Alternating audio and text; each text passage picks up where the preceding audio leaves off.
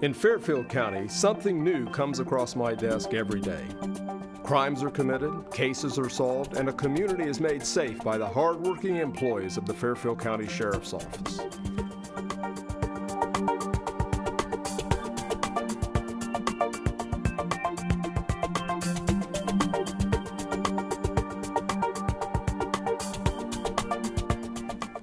Welcome to This Week with Sheriff Dave Phelan, a weekly program here on LSN. We're also carried by a number of radio affiliates here in Lancaster. Do appreciate you, the viewers and listeners that join us each and every week. This program is actually taped at Fairfield Christian Academy. I'm appreciative of the students here. Our behind-the-scenes executive producer is Kelly Roberts, lines the guests up. A lot of the good questions are through her and her efforts behind the scenes. We have back with us Commander Dennis Lowe with the Major Crimes Unit. Morning. And good to see you. Nice to see you, sir. And we were just talking about airtime. It was like November, a little before November, the last time you were with us. Yes, sir. Happy to be here. So lots going on. There's a tremendous amount of things going on across the state and here in Fairfield County with what we're doing. And for the viewers and listeners that may not know what the Major Crimes Unit is, what they do, why don't we start with that? Well, the Major Crimes Unit is a multi-jurisdictional drug task force, essentially, although we do investigate and work on crimes outside of drug enforcement. But our primary focus is drugs. And really, the task force is a concept that came into existence 15 years ago.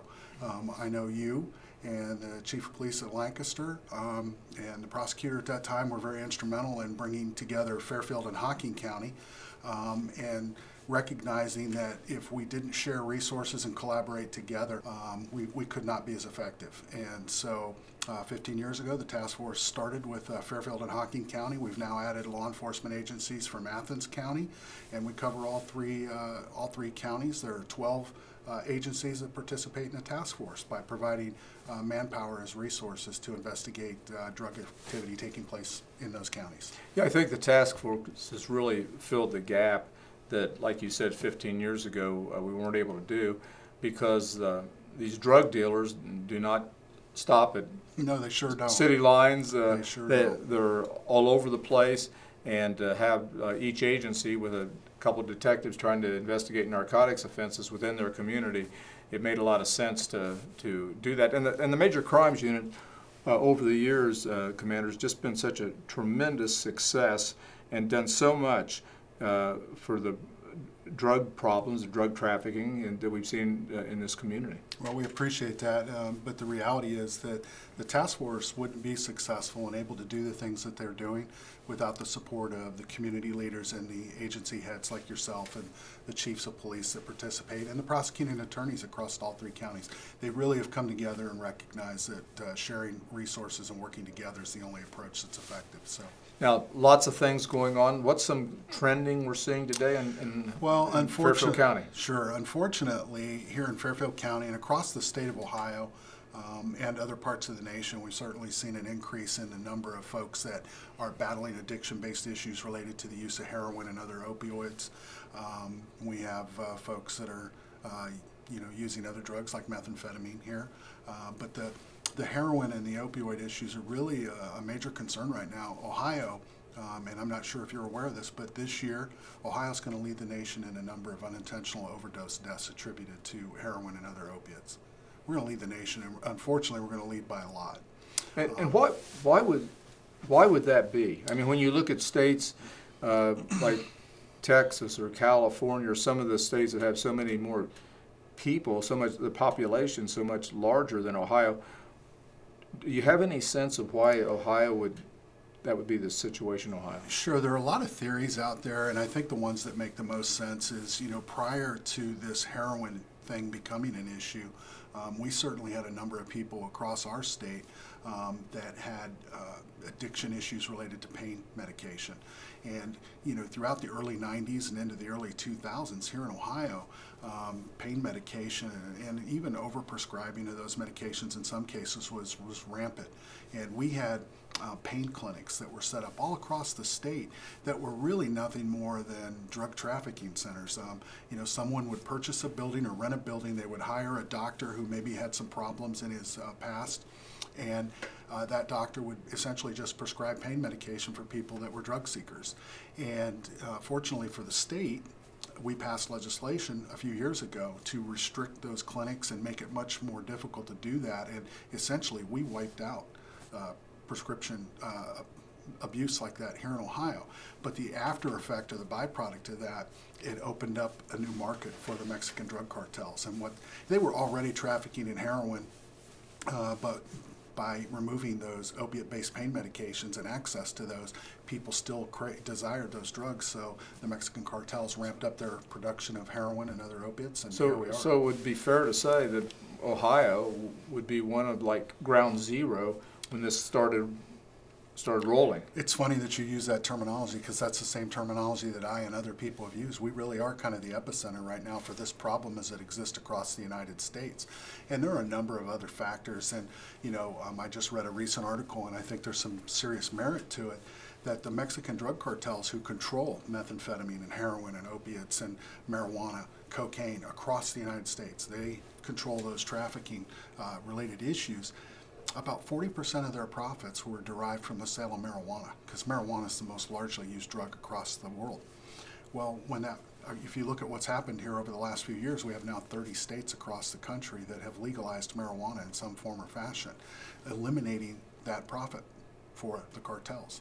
So what we saw as those profits went away, they ramped up production of methamphetamine and heroin and other opiates and to make up that profit loss. And that's, I think, one of the things that we're seeing here. So that would be another adverse impact you would see to, among other things, but certainly, marijuana. And I don't think people really, thought about that. They think that, or had thoughts that would be, we would solve a lot of problems, and in fact, we've created additional ones. But, now the thing that's most disturbing to me and other drug task force commanders and law enforcement leaders across the state is the emergence of materials or products like fentanyl and carfentanil. I can tell you that here in Fairfield County, virtually everything that we purchase or seize that's purported to be heroin contains some amount of fentanyl. And for our viewers and listeners, what is fentanyl? So fentanyl is a synthetic opioid, and primarily it was designed to treat pain in cancer patients or people with serious debilitative pain. And since that time, we've seen production of fentanyl and carfentanil and other analogs or other synthetic opioids that are fentanyl-based being produced in China. The cartels buy that at a ridiculously cheap price and then use it to mix with heroin, cocaine, and other drugs to essentially make those drugs go further, and it's a much better or stronger high. I mean, with fentanyl, we're talking about a material that's 100 times stronger than heroin. 100 times. With carfentanil, which is the elephant tranquilizer that some people may be familiar with and seen on news stories, we're talking about something that's 10,000 times stronger than even morphine. So, so those are actually mixed with the other. They are. They are. So essentially, they'll take a kilo that they can purchase from China for about $4,000 and add that to heroin or cocaine, and they can make as much as $1 million on the street from that one small investment. So, and Sheriff, the trend that I see really is over the next couple of years, I think we'll see less and less heroin being produced and trafficked and sold, and we'll see more and more fentanyl and synthetics being produced, because you can produce them much cheaper than it is to plant a field full of poppy plants, harvest those poppies, process them into heroin, smuggle them into the United States and traffic them. You can just produce the synthetic. Now, you mentioned that it's actually being produced in China. Is it being produced illegally anywhere in the United States, or do we know yet? We do, occasionally, and we've seen some clandestine drug labs here in the United States that are producing fentanyl, and there are some processes that are relatively easy. We've seen fentanyl now coming across the border from Canada. So it's not just China, it's being produced domestically as well, but primarily most of it is produced in China right now, although I suspect that over time we'll see the cartels will actually take an active role in producing it themselves and eliminate the Chinese. And the things, something I really want to share with you and your viewers is when we're talking about how dangerous fentanyl is and carfentanil and the other analogs, you're talking about materials, fentanyl for example, that a lethal dose is about the size of a grain of salt. A grain of salt, a lethal dose. And in just a single kilogram, which is 2.2 pounds, I mean, it's a brick about this size, Sheriff. You're talking about 50,000 lethal doses in just a kilo.